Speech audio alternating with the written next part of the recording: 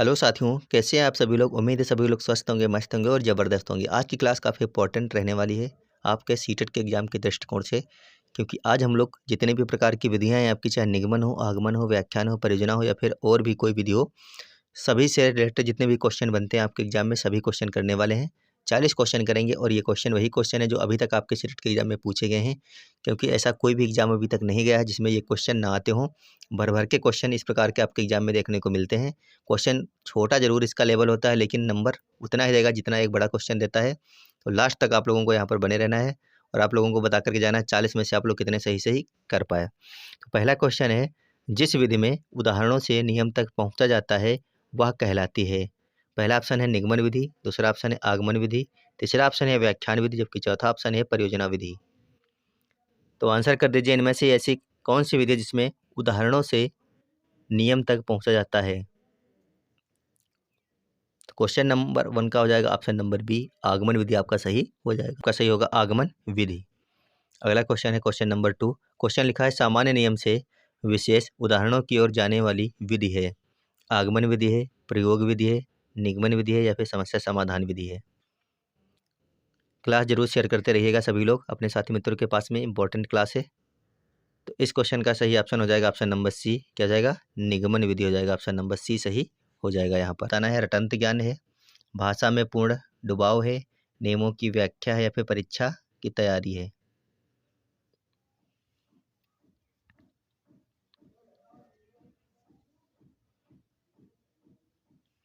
तो इसका सही आंसर हो जाएगा भाषा में पूर्ण डुबाव।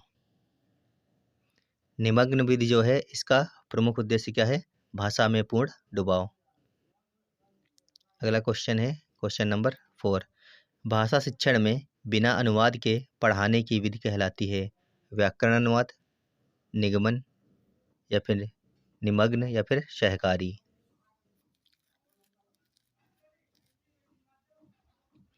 तो इस क्वेश्चन का सही आंसर हो जाएगा ऑप्शन नंबर सी। आपका क्या हो जाएगा?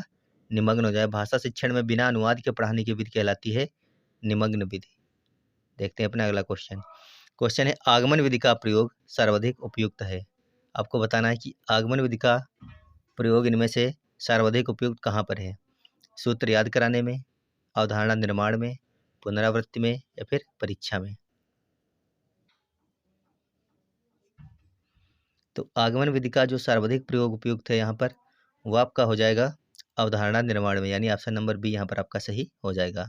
अगला क्वेश्चन है निगमन विधि में शिक्षक की भूमिका होती है। क्या मार्गदर्शक की होती है, सहपाठी की, नियंत्रक की या फिर पर्यवेक्षक की? फटाफट आंसर कर दीजिए। निगमन विधि में शिक्षक की भूमिका क्या हो जाएगी? तो निगमन विधि में शिक्षक की भूमिका होती है नियंत्रक की, यानी ऑप्शन नंबर सी यहाँ पर आपका सही हो जाएगा। उसके बाद है परियोजना विधि का प्रतिपादक था। हर्बर्ट, जॉन डीवी, किलोपैट्रिक या फिर रूसो। परियोजना विधि का जो प्रतिपादक था यहाँ पर वो था किलोपैट्रिक, यानी ऑप्शन नंबर सी आपका सही हो जाएगा। किलोपैट्रिक जो था वो परियोजना विधि का संस्थापक था यहाँ पर।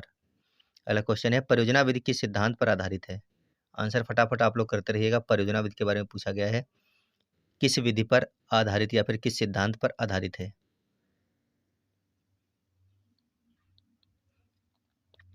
तो क्वेश्चन नंबर 8 के लिए अगर आप लोगों ने ऑप्शन नंबर 1 किया तो आपका बिल्कुल सही हो जाएगा। क्रियात्मकता, यहाँ पर आपका ऑप्शन नंबर ए सही हो जाएगा। अगला क्वेश्चन है समस्या समाधान विधि में सर्वाधिक बल दिया जाता है। रटने पर, सोचने पर, सुनने पर या फिर लिखने पर। बात हो रही है समस्या समाधान विधि की। तो समस्या समाधान विधि में जो सबसे ज़्यादा बल दिया जाता है वो आपका दिया जाता है सोचने पर, यानी ऑप्शन नंबर बी यहाँ पर आपका सही हो जाएगा। अगला क्वेश्चन है निमग्न विधि विशेष रूप से उपयोगी है। गणित के लिए, विज्ञान के लिए, भाषा शिक्षण के लिए, फिर इतिहास के लिए। बात हो रही है निमग्न विधि की। तो इसका सही आंसर हो जाएगा भाषा शिक्षण के लिए।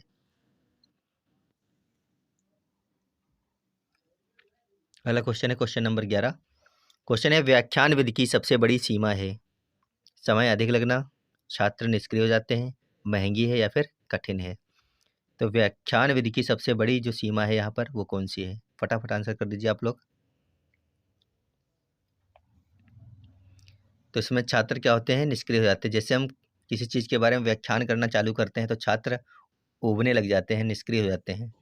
अगला क्वेश्चन है, खेल विधि का मुख्य उद्देश्य क्या है, आपको बताना है। मनोरंजन है, मूल्यांकन है, रुचि व सहभागिता है या फिर अनुशासन है। खेल विधि आप लोगों ने इसका नाम सुना ही होगा, तो आपको बताना है इसका मुख्य उद्देश्य क्या है खेल विधि कराने का। तो इसका मुख्य उद्देश्य होता है रुचि व सहभागिता। ऑप्शन नंबर सी यहाँ पर आपका सही हो जाएगा। अगला क्वेश्चन है, अवलोकन विधि का संबंध है सुनने से, देखने से, लिखने से, रटने से। फटाफट आंसर कर दीजिए और क्लास को शेयर जरूर कर दीजिए। क्लास अच्छी लगे तो वीडियो को लाइक करके चैनल को सब्सक्राइब कर लीजिएगा। आपको हिमांशी मैम की क्लासें मिलनी शुरू हो चुकी हैं, साथ साथ में आपको हमारी भी रिवीजन क्लासें मिलती रहेंगी, जिसमें आपका अच्छा रिवीजन चलता रहेगा। यहाँ पर इस क्वेश्चन का सही आंसर हो जाएगा देखने से। किससे है अवलोकन विधि का? देखने से। अगला क्वेश्चन है, प्रयोग विधि सर्वाधिक उपयुक्त है भाषा में, सामाजिक विज्ञान में या फिर इतिहास में। बात हो रही है प्रयोग विधि की। तो इन चार ऑप्शनों में से किसमें सबसे ज़्यादा उपयुक्त होने वाली है प्रयोग विधि? तो प्रयोग कहाँ पे सबसे ज़्यादा होते हैं? विज्ञान में, यानी ऑप्शन नंबर सी आपका सही हो जाएगा। अगला क्वेश्चन है, सहकारी अधिगम विधि में बल दिया जाता है व्यक्तिगत कार्य में, प्रतिस्पर्धा में, समूह कार्य में या फिर शिक्षक नियंत्रण में। सहकारी अधिगम विधि में सबसे ज़्यादा बल दिया जाता है, किसके ऊपर आपको ये बताना था। तो यहाँ पर आपका ऑप्शन नंबर सी सही है। सहकारी अधिगम विधि में सबसे ज़्यादा जो बल देते हैं समूह कार्य पर देते हैं। अगला क्वेश्चन है, आगमन विधि में सीखना होता है कठिन, अप्राकृतिक, मनोवैज्ञानिक या फिर यांत्रिक। आगमन विधि में आपको क्या सीखना होता है, ये यहाँ पर पूछा गया है।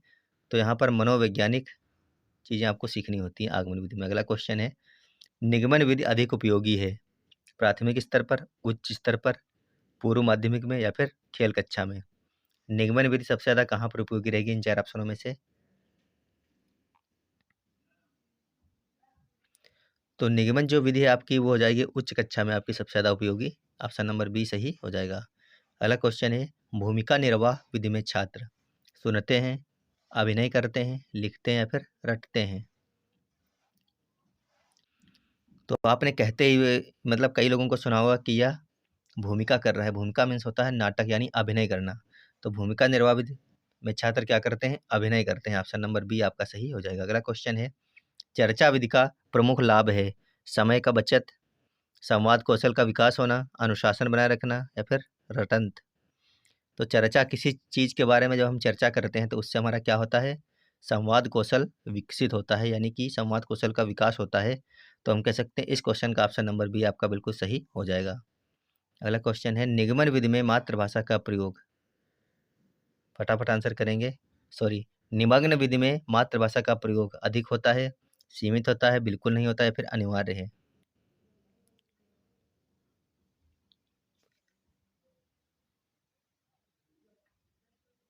तो यहाँ पर आपका ऑप्शन नंबर सी सही हो जाएगा, बिल्कुल नहीं। अगला क्वेश्चन है, समस्या समाधान विधि का प्रवर्तक था थॉर्नडाइक, जॉन डेवी, पियाजे, ब्रूनर। समस्या समाधान विधि के जो प्रवर्तक थे यहाँ पर वो आपके थे जॉन डेवी, यानी ऑप्शन नंबर बी सही हो जाएगा। अगला क्वेश्चन है, ब्रूनर का संबंध है आगमन विधि से, खोज विधि से, निगमन विधि से या फिर व्याख्यान विधि से। बात की जा रही है ब्रूनर की यहाँ पर। तो ब्रूनर का संबंध है खोज विधि से, यानी ऑप्शन नंबर बी सही हो जाएगा। अगला क्वेश्चन है, खोज विधि में शिक्षक होता है वक्ता, निर्देशक, मार्गदर्शक, निर्णायक। आंसर फटाफट करते रहिए सभी लोग।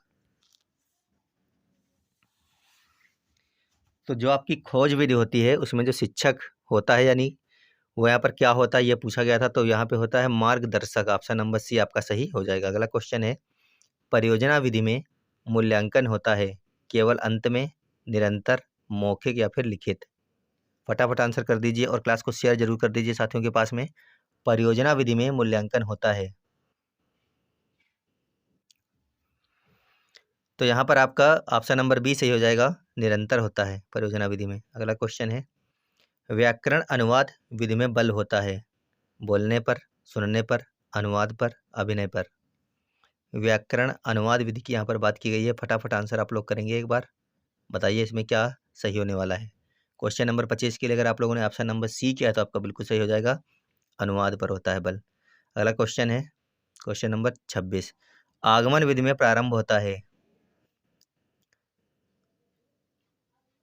नियम से, उदाहरण से, परिभाषा से या फिर सूत्र से। आगमन विधि की बात की गई है यहाँ पर, फटाफट आंसर कर दीजिए एक बार। तो यहाँ पर आपका सही आंसर हो जाएगा उदाहरण से। कहाँ से होता है? उदाहरण से। अगला क्वेश्चन है, निगमन विधि में प्रारंभ होता है उदाहरण से, अभ्यास से, नियम से, प्रयोग से। काफ़ी अच्छे क्वेश्चन है, रटे हुए क्वेश्चन है आप लोगों के, लेकिन अभ्यास जरूरी। वो कहते हैं ना कि अगर अभ्यास ना करो तो धीरे धीरे हम किसी ना किसी चीज़ को भूलते चले जाते हैं, तो वही चीज़ यहाँ पर भी है। रिवीजन करना बहुत जरूरी है सभी क्वेश्चनों का। निगमन विधि में जो प्रारंभ होता है आपका वो होता है नियम से, और आगमन विधि की यहाँ पर हमने बात की थी उसका होता है उदाहरण से। ये चीज़ बहुत इंपॉर्टेंट है, क्वेश्चन बहुत बार आपके एग्जाम में बन चुके हैं। अगला क्वेश्चन है, बाल केंद्रित विधि है व्याख्यान विधि, परियोजना विधि, निगमन विधि या फिर भाषण विधि। जो यहाँ पर बाल केंद्रित विधि है वो आपके यहाँ पर हो जाएगी परियोजना विधि। कैसी होती है? बाल केंद्रित होती है। अगला क्वेश्चन है, प्रयोगात्मक विधि विकसित करती है स्मरण शक्ति को, वैज्ञानिक दृष्टिकोण को, अनुशासन को या फिर कल्पना को।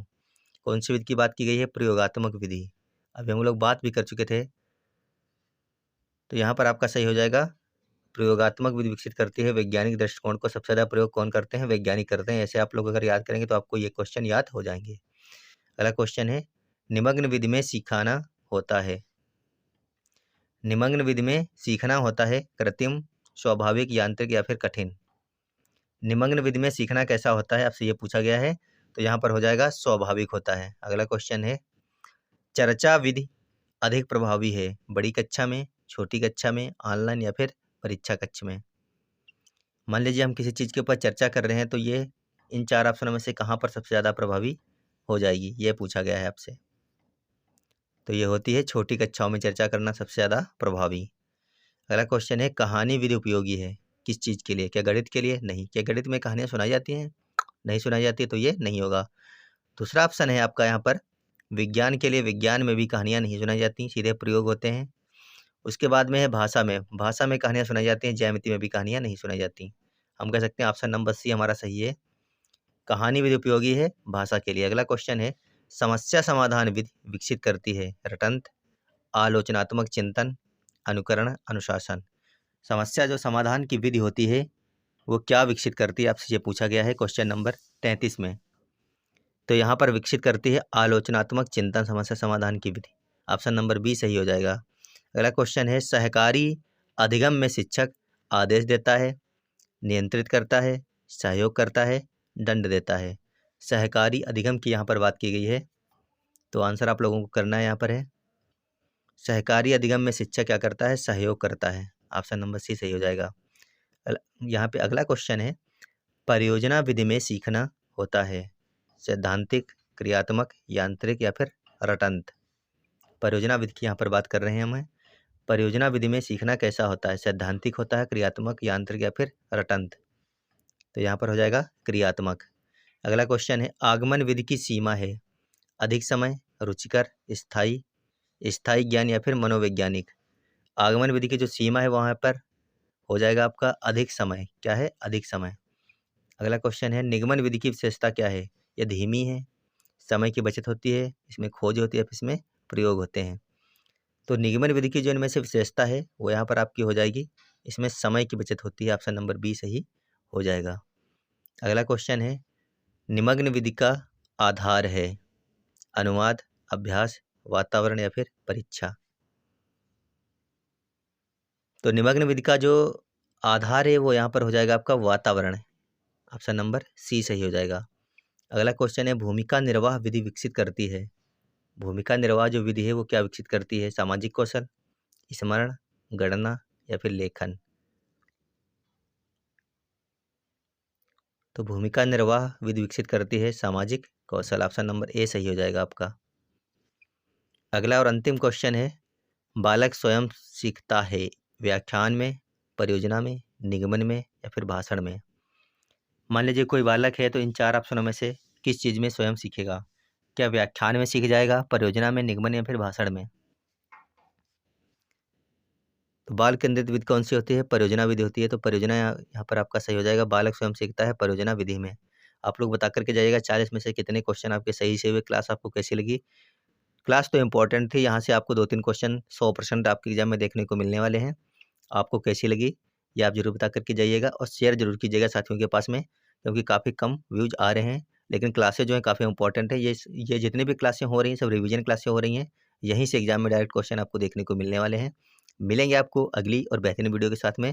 जब तक आप लोग पढ़ते रहिएगा, स्वस्थ रहिएगा, मस्त रहिएगा। धन्यवाद, बाय बाय।